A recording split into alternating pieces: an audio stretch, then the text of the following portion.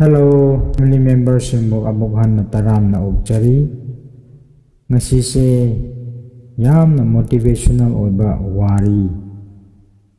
Tintak na taminasi. Masigi wari se kesu ano banate. Hanjin takraba misu yawram gani thajay. Adu oiragasu wari se amuk taminare haraga. Lausinba haiba misingidamakti yamna effective oigadaba wareni maru oina masi penthokpa haiteba masagi punsibu hamthana khanba mi oisingbu thaugat pinaba wari aduni apung phana khangnaba aroiba phawa wari se tabiyu wari horasi matam amada musuk muba auba singgidamaktasu nungsinangai nungsiba pokteba ucek ama mamingna kwak kuba ama leirami mahakse haraufam nungaifam khangdeba penthokpa heiteba punsi haibadu mahak oirami maram aduna nongma ugi masa amada tongle haraga kappa haurakhi maduda magi pi ase magi pi drop ama ase u makada pot haraga leiba nupagi maida takhi aduda nupaduna hek yengkhatpa matamda amuba sakthiba kwa kappaga leibadu ukre aduda marup kaidore aduk thamoi so na kablidi hanghi aduda kwakna he marup he iningtho hegi punchi se nungaiba haraba haibadu leite asi phawa thengnadri adugi sumathakta kananasu chanaba pibide nungsibide tukuchabi thina tawbi koitan tanbi aduna asum hainai hingba saru egi punsi se sibana pharani khali haina khumlai waki wahei du nupaduna tabada asumaina hai maru nangna khalli bado lale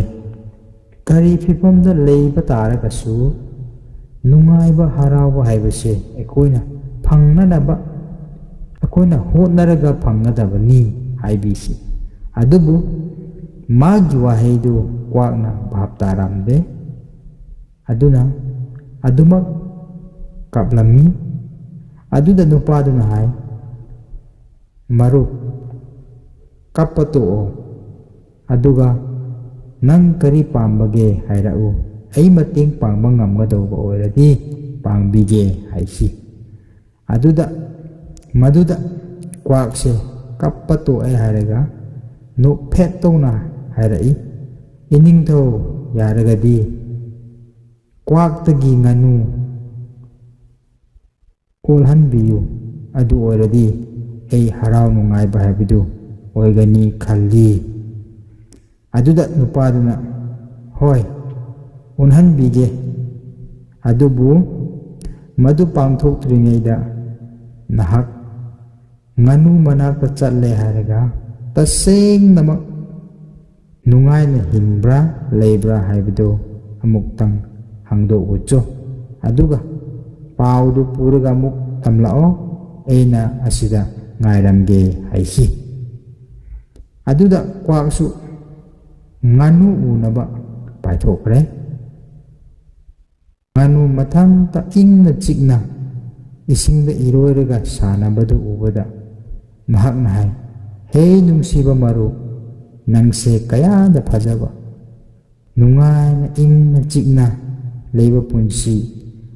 kayada kalak chaningai oiba punsi no nangi color su leichil gum ngauraduna misingna nangbu misingna su yamna pamjaramgani nungsiramgani thajai aduna ei nangonda yam kalakche nangche uchik singi marakta kwaidagi harawa uchik tu oiramgani thajai haisi Maduda nganuna mathamoi sokna kumlaktuna hai, "Marup, aidi keisu haraude, maramdi aidi supnatagi just one color, white color khakta cheli, aduna sigi white color se karisu nate aingondagi henna yamna colorful oiba uchek mayam lei, aduna aidi karisu haraude, aina khanbadadi parrot tenawa ase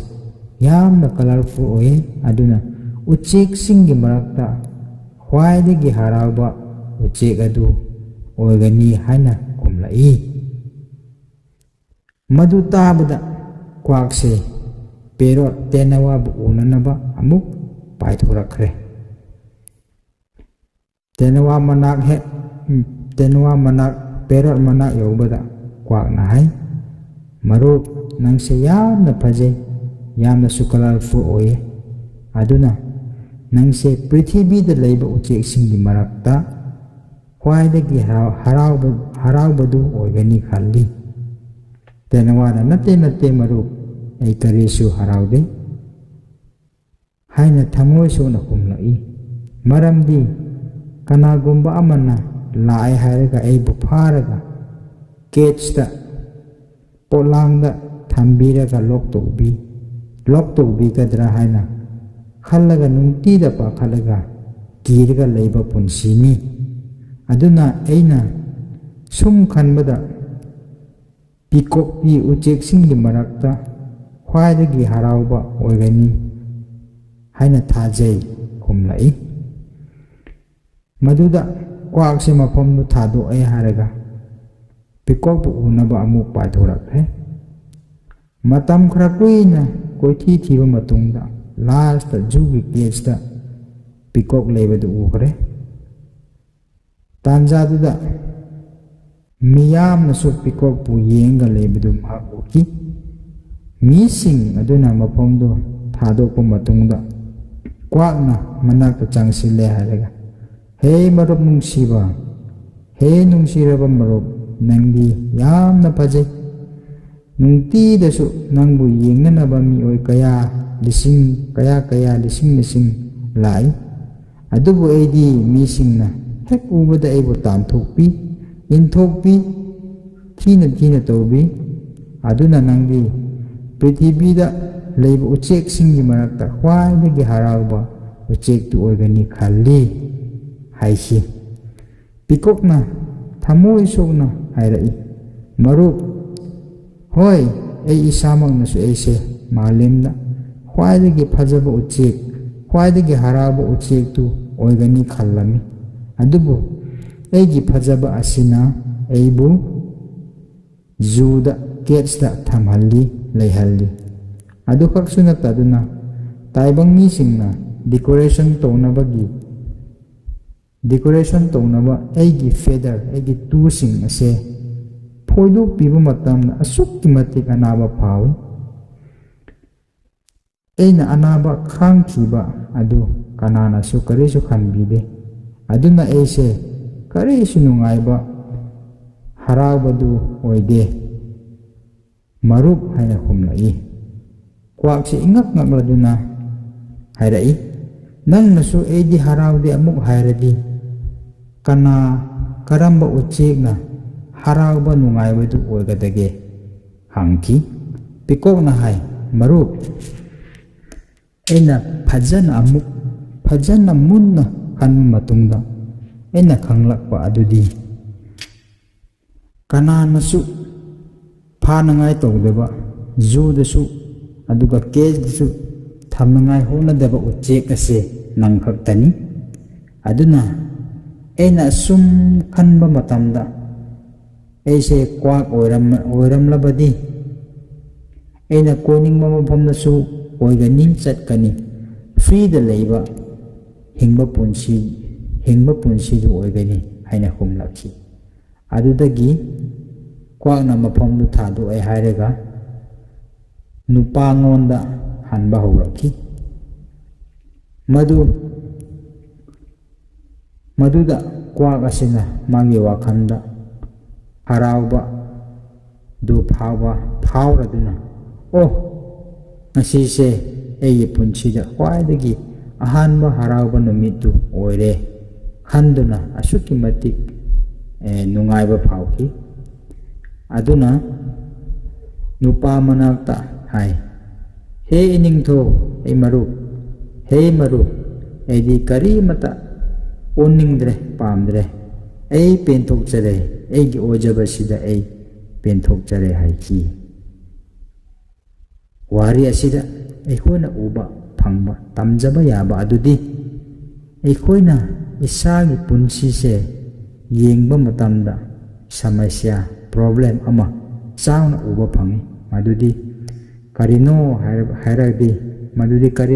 ꯍꯥꯏꯔꯒꯗꯤ ꯃꯤꯒꯤ ꯄꯨꯟꯁꯤꯒ ꯏꯁꯥꯒꯤ ꯄꯨꯟꯁꯤ ꯆꯥꯡꯗꯝꯅꯕ ꯑꯁꯤꯅꯤ꯫ Compare ꯇꯧꯕ, ꯃꯗꯨ ꯇꯧꯕꯒꯤ ꯏꯁꯥꯒꯤ ꯄꯨꯟꯁꯤꯗ ꯑꯋꯥꯕ ꯅꯨꯡꯉꯥꯏꯇꯕ,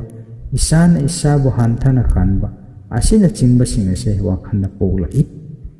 ꯃꯗꯨꯇ ꯅꯠꯇꯗꯨꯅ ꯏꯁꯥꯗ ꯂꯩꯕ ꯑꯦꯕꯤꯂꯤꯇꯤ ꯐꯖꯕꯁꯤꯡꯁꯦ ꯎꯗꯗꯨꯅ ꯃꯤꯒꯤ ꯈꯛꯇꯪ ꯌꯦꯡꯕ ꯃꯇꯝꯗ ꯑꯩꯈꯣꯏꯒꯤ ꯄꯨꯟꯁꯤꯗ ꯄꯦꯟꯊꯣꯛꯄ ꯍꯩꯇꯕ, ꯑꯋꯥꯕ, ꯍꯔꯥꯎꯗꯕ, ꯄꯨꯛꯅꯤꯡ ꯁꯣꯜꯂꯛꯄ, ꯄꯨꯛꯅꯤꯡ ꯄꯤꯛꯂꯛꯄ ꯑꯗꯨ ꯄꯣꯛꯂꯛꯏ꯫ ꯑꯗꯨꯅ ꯆꯥꯡꯗꯝꯅꯕ ꯑꯁꯦ ꯇꯧꯔꯣꯏꯗꯕꯅꯤ꯫ ꯃꯗꯨ ꯁꯔꯨꯛ ꯍꯔꯥꯎꯅ ꯍꯤꯡꯅꯕ ꯍꯣꯠꯅꯒꯗꯕꯅꯤ꯫ ꯃꯤꯒꯤ ꯄꯨꯟꯁꯤ ꯌꯦꯡꯉꯒ